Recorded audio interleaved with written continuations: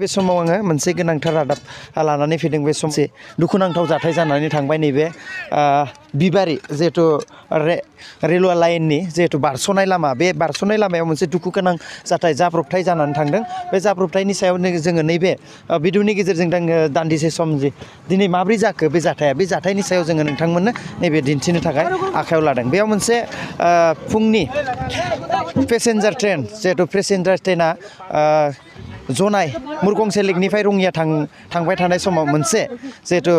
गारि बे गारिया नैबे लामायाव बारस'दोंमोन बे बारस'नाय समावनो जिहेतु माब्रैबा जिहेतु बे गारिनि जे सालायग्राया जिहेतु गारिखौ बारस्लाबहोनो हायियाव बेयाव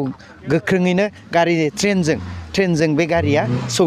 सौदावनानै जिहेतु गाज्रि अबस्थायाव दङ दा बे गाज्रि अबस्थायाव थानाय जिहेतु गारि बे गारिफोरखौ नैबे जोङो भिडिअनि गेजेरजों माखासे दिन्थिफुंनो आखायाव लादों बे गारियानो जादोंमोन मुरखंसे लेक टु रङिया थांनाय फुंनि पेसेन्जार गारि ट्रेनमोन बे पेसेन्जार ट्रेनजों मोनसे पाब्लिकनि जिहेतु डास्टार गारि बे डास्टार गारिया रेजिस्ट्रेसनानो जाबाय बेखौ रेजिस्ट्रेसनखौ जोङो नुनो मोन्दों जिहेतु बे रेजिस्ट्रेसनखौबो नैबे समाव आं नोंथांमोननो दिन्थिनो नादों जिहेतु गारिनि अबस्थाखौ जोङो नैबे भिडिअनि गेजेरजों दिन्थिफुंगोन नैबे लामायावनो जादोंमोन जाथाया नैबे लामायाव बे लामाखौ बारस'नो थांनायाव जिहेतु बे डास्टार गारिया बिनिफ्रायनो जिहेतु गारिजों सौदावनानै बिरखारलाङो दा बे जाथायनि सायाव जोङो नोंथांमोननो गासैखौबो रेबें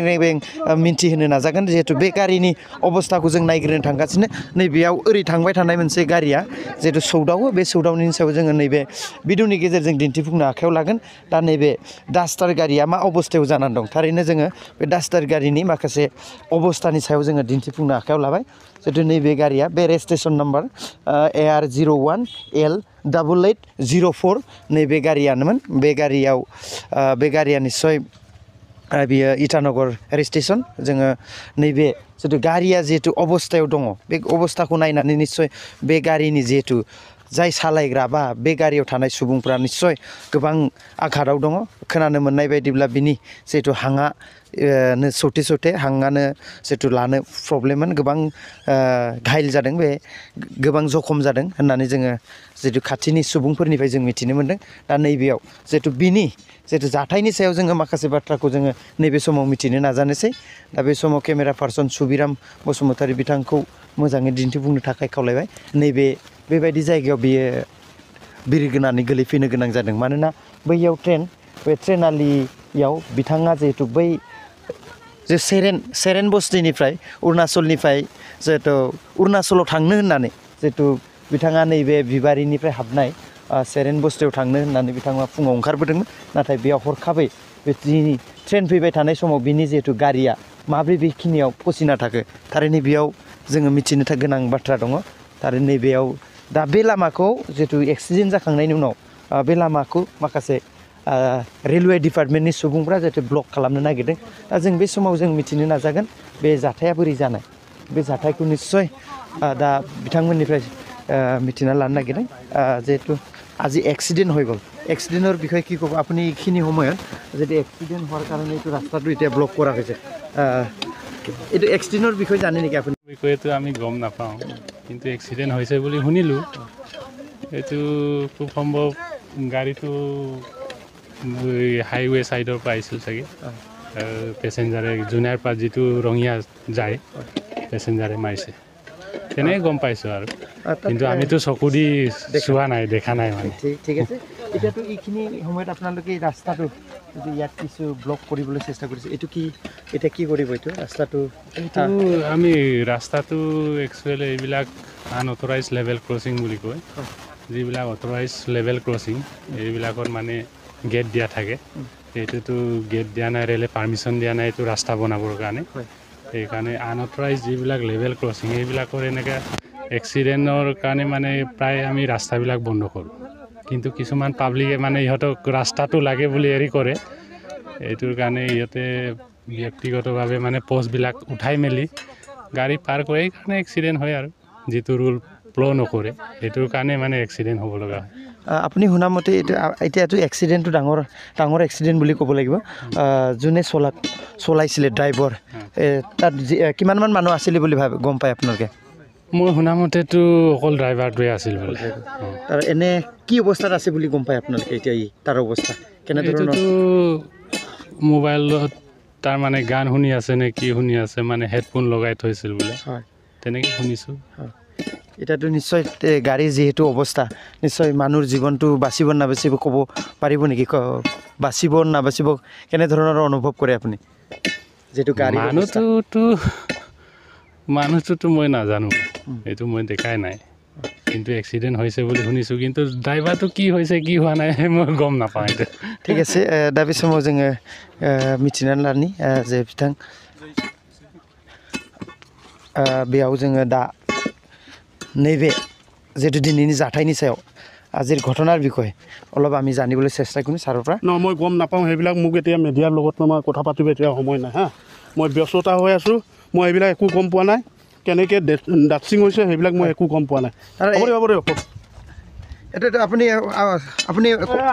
ক'ব লাগিব আপুনি এইটো ৰাস্তাটো যিহেতু ৰাস্তাটো কি কেনেধৰণৰ ইয়াৰ ৰাস্তাটো গাড়ীটো আহিব পালে এইটো আপুনি ক'ব লাগিব গাড়ীটো কেনেকৈ আহিব পাৰিছে পাব্লিকে গম পাইছে আমিতো এইটো ক'ব নোৱাৰোঁ আমিতো ৰাস্তাটো থাকিলেতো এইটো ৰাস্তা এৰি দিব লাগে ইয়াত ৰাস্তা কিয় বন্ধ কৰিব লাগে আপোনালোকে কিয় ৰাস্তা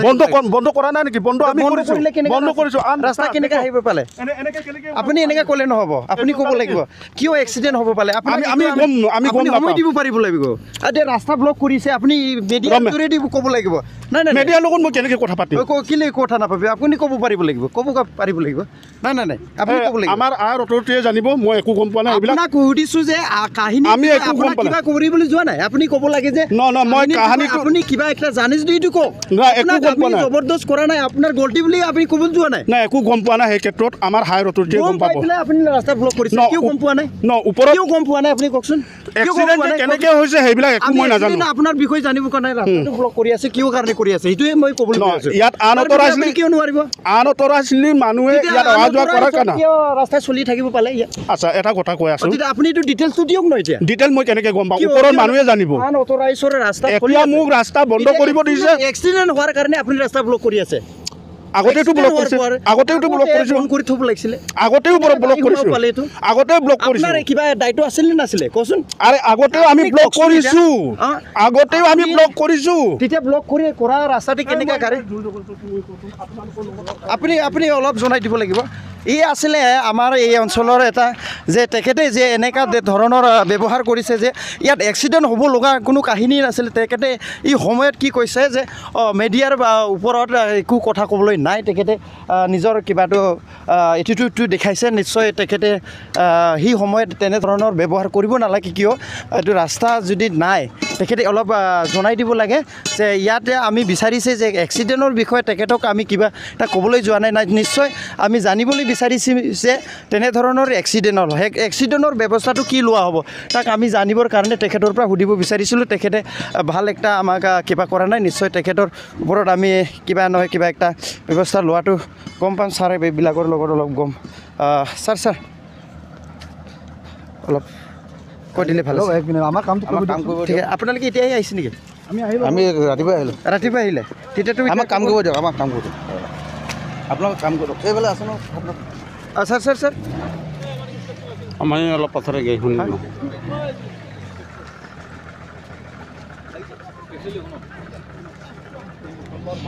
পাৰ্মিশ্যন নিদিয়ে সেনেকুৱাকৈ হেৰি কৰিবৰ কাৰণে হয় আপোনাৰ পাৰ্মিশ্যন নিদিয়ে সেনেকুৱাকৈ পাৰ্মিশ্যন মানে চাই পেলাই কথা দুটামান কথা মই একো নহয় এতিয়াৰে মই একো পাৰ্মিশ্যন নিদিয়ে বুলি ক'লে যে আপুনি একো নহয় যে কেনেকৈ পাৰ্মিশ্যন নিদিয়ে বুলি ক'লে আমি সৰু মানুহ সৰু ডাঙৰ লগৰ কথা নাই আমি জাষ্ট পাৰ্মিশ্যন নিদিয়ে বুলি ক'লে শুনক না এই শুনক না চাই পেলাই কথা পাতক গম পাব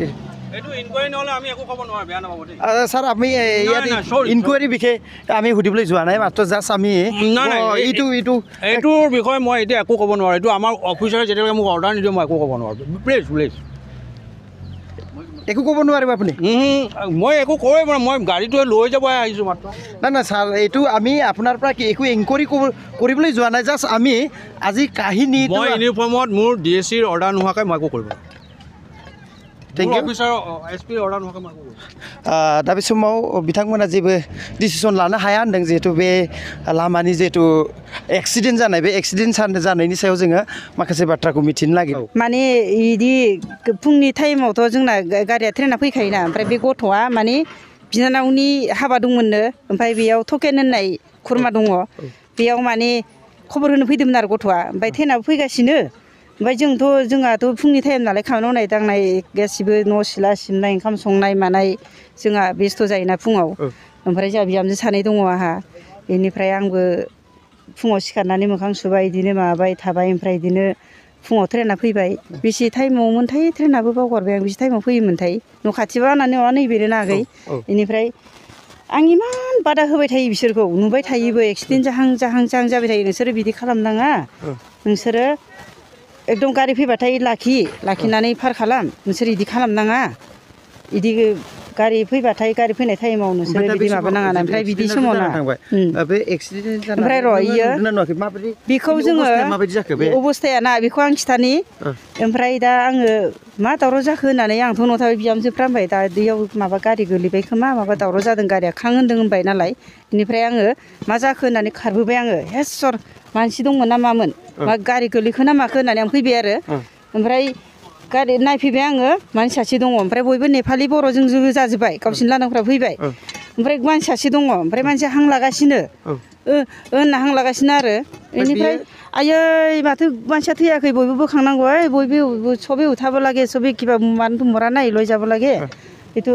কি কেনেকা নইबो নাজানি মই এতিয়া পাইছেন गारि आथिंनिफ्राय फैदोंमोन आरो ना माने बिनानावनि हाबा दंमोननो आरो ओमफ्राय खिथानो फैनायाव बिस्रा बिदिनो गारिया ट्रेना फैबाय बिदिनो जाबाय जानानै ओमफ्राय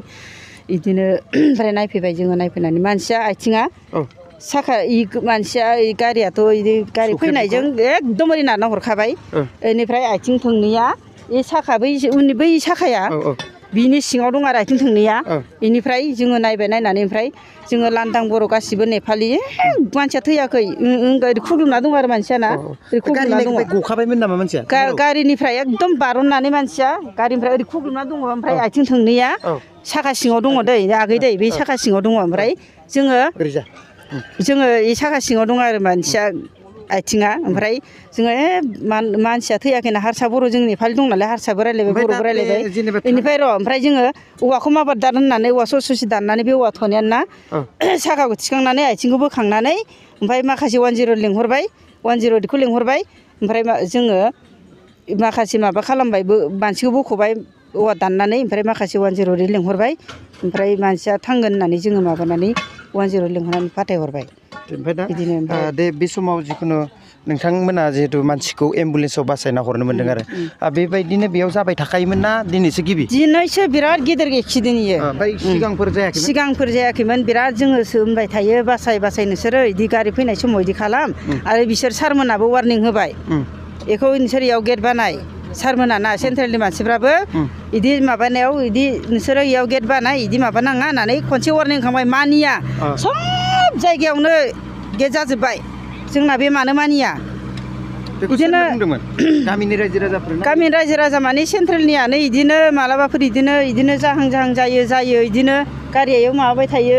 इयाव माने नोंसोर इयाव गेट बानाय होन्दोंमोन आरो मानिया आरो बेखौ बिदि बानायबायबो बिसोरो बेखौ बुखुजोबना बिसोरो आरो गारि सालायबावबाय मानिया